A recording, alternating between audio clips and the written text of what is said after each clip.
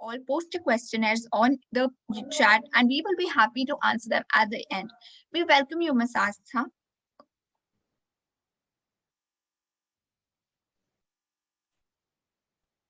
Okay. Hi, everyone. I'm Astha and I'm a therapist and the founder of the Instagram page called The Perspective Co. You guys can follow me on Instagram to know more about my work related to therapy, mental health, and just psychology. And I'm super stoked to be a part of this collaboration with Mentor Mitr, where I get to talk about something that holds deep importance to me because, well, in fact, I'm a therapist, and clients who come to me for sessions, specifically therapy sessions, they become vulnerable with me throughout the journey of therapy. So they have trusted in me, and they've told me about their deepest, darkest secrets, and their fears and things they would never share with anybody else, for that matter. And I hold great responsibility as well as a lot of power to preserve their secrets, to preserve their vulnerabilities as a whole. So, while coming to the topic of the day, which is vulnerable or strong, what are you? When I heard of this topic for the first time, when Vidhi told me that, okay, we're going to be discussing this today, I was taken aback for a moment because I felt instantly that, vulnerability is it that just associates with you with strength, right? If you're not strong, then you can't be vulnerable, and being vulnerable in itself, it requires a lot of strength from your end. So when I heard about this topic, I felt that, okay, maybe this is a clickbait.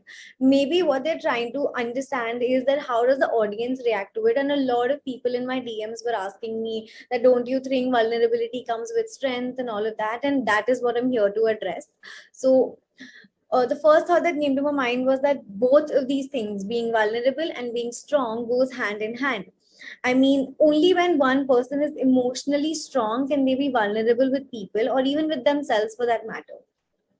Just to put it out there, vulnerability does not make you weak, and being strong does not mean that you will always be vulnerable with people. Vulnerability, I feel, in itself is self disclosure. It is not just about being strong and being out there with people. It is a lot to do with expressing yourself. I feel vulnerability is asking for help. I feel vulnerability is apologizing and setting boundaries.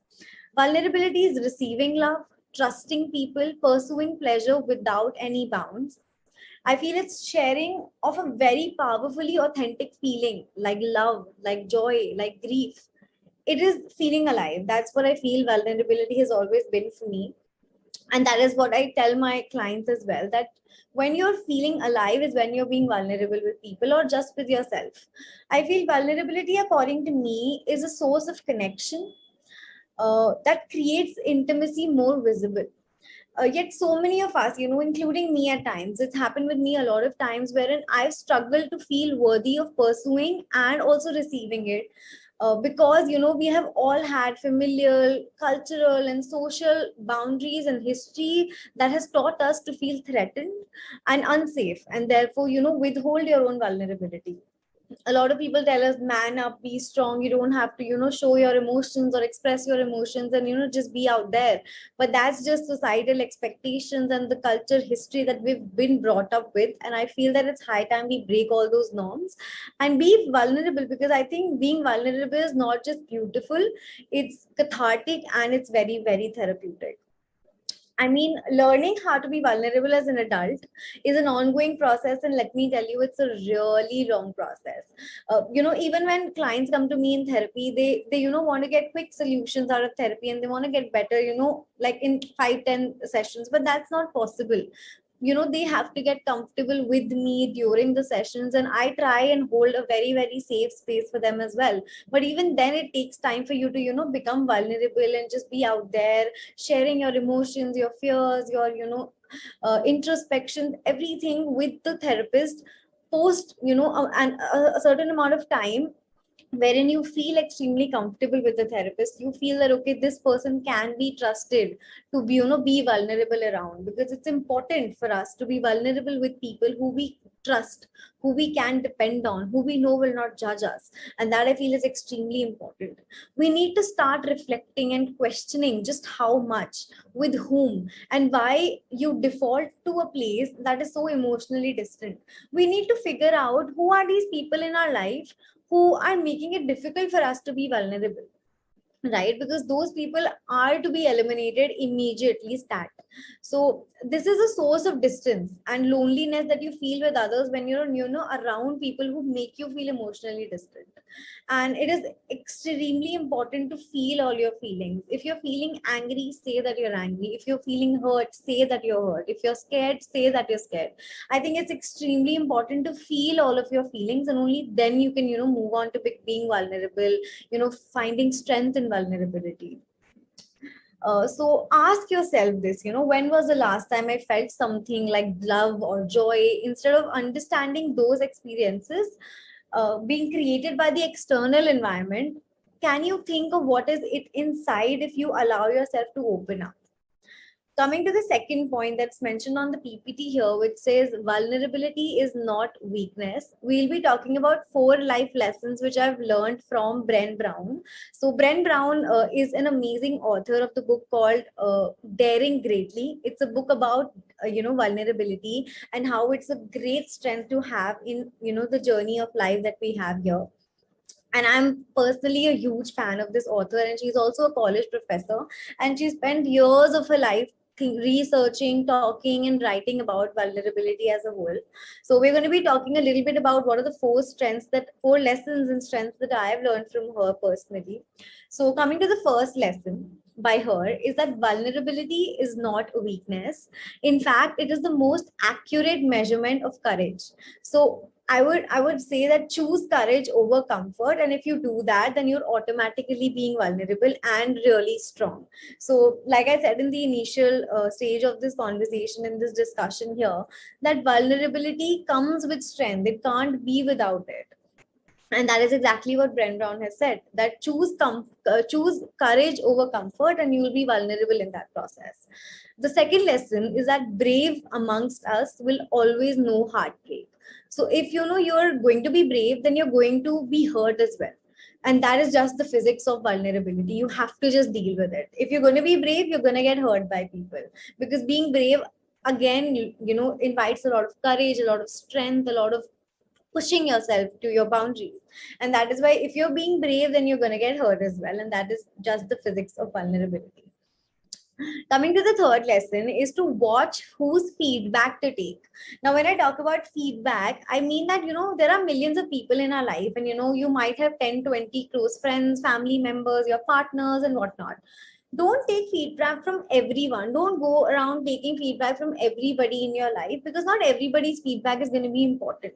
It's important for you to understand and streamline people. Okay, acha, these are the people that matter in my life, and their opinion also matters, because their opinion is going to help me grow. It's important to watch whose feedback matters to you, watch which feedback is constructive and which feedback is blatantly critical all the time, because those people are never going to help you.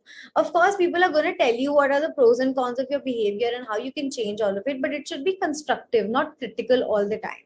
So it's important for you to understand whose feedback to take and whose to ignore in the process of being vulnerable. The fourth and the final lesson is that we all are authors of our life. When we own our own story, we get to write the ending. So don't let any other version of the story own you. You own the story. Well, I absolutely love how Bren Brown has, explained in such an articulate manner that don't let the story run away from you, but be the author of the story. Right. So that's something that Bren Brown has taught us, and I've shared it with you guys as well. Now, coming to how to embrace your vulnerability, I feel that it's really important to understand that vulnerability is definitely not weakness, but a lot of people do fall into that pit of hope that, okay, if I'm being vulnerable, then I'm being weak, which is absolutely wrong. And that is why it's extremely important for us to embrace our vulnerability as a whole. So Rumi, a famous author and a poet, once said that your task is not to seek love, but to seek and find all the barriers within yourself that you have built against it. To fully embrace your vulnerability, it is extremely important for us to accept ourselves. Even the smallest act of letting your guard down is actually embracing vulnerability. Like I mentioned earlier, vulnerability is a lifelong process. And these small acts of letting go and letting your guard down is one of those many acts. To embrace vulnerability within yourself, you will have to become more aware of all your pain points. It involves healing your fractured parts, and that involves a lot of self disclosure, sharing your experiences with people who you trust and can confide in. If we keep holding on to our wounds, if we keep holding it tight, if we keep holding on to our shame, if we keep holding on to our guilt, it will only eat us away. So we need to open up and talk about that dirty little word called shame. That confronting word is vulnerability. We need to open up and be vulnerable, not just for ourselves, but also to inspire people and give them the courage to do the same. Because when we open up and be vulnerable, we are actually releasing all of our anger, our guilt, and we no longer will hold on to any shame. And it will also automatically help other people around us to be more vulnerable. So you see that it's all interconnected. Once you let loose, once you let go of that guilt, that shame, that insecurity, that anger, automatically you become vulnerable and you also help people around you. So that is exactly how you embrace your vulnerability. Now, coming to the last and the no, that's not the last. Coming to the myths of vulnerability, the most common myth I'm sure all of you might have heard here is vulnerability means that you're being weak. Vulnerability is a sign of weakness. We've spoken enough about this, time and again, even during the session today. So I thought that maybe we can talk about the lesser known myths of vulnerability. The one that I've heard is that some people have told me that Asta, I've never experienced vulnerability. Well, I feel that that's a real big myth. But the reality is, life in itself is vulnerable. So everyone on the face of this earth has experienced vulnerability in some way or the other. But what many of us do, and why we feel that we haven't experienced vulnerability, is that we respond to that vulnerability by avoiding it, or by shunning it, or by just not catering to that emotion in that moment. And that is why we feel, okay, we've never felt vulnerable. But that's not true. You've just avoided that feeling or that emotion altogether, and that is why you feel you haven't experienced it. Another myth that I've heard about vulnerability is that being vulnerable just means spilling out all your secrets. Well, again, like in the beginning of the session, I told you that vulnerability is not just about spilling your secrets out, telling your deepest darkest fears, or your deepest darkest secrets. It's also a lot about self disclosure. It's about love, it's about grief, it's about joy and care. And it's a lot to do with self disclosure. It's a lot to do with also sharing your emotions and experiences with certain people in your life, with people who have earned the right to. And in my case, I have earned the right, to hear experiences and stories and emotions of my clients, because they feel that, okay, this therapist, this person who we've confided in and we trust in, and we've started this therapeutic relationship with, is trustworthy enough to be sharing my vulnerability with. And that is why even during therapy we try to create an experience for the client which is very very holistic, and we ensure that there's 100% unconditional positive regard. And it's really important for us to hold a safe space for the clients so that they can be vulnerable, because they aren't able to be with the people around them, or because they feel unsafe, or they just can't share secrets with other people around them. So that those are some of the myths that I have experienced in my tenure of being a therapist. Coming to the last and the final topic, which is uh, how can we make our lives feel better with vulnerability, and what shared vulnerability really looks like. So we show vulnerability when we accept others vulnerability and do not immediately react defensively. Shared vulnerability can look like just one second.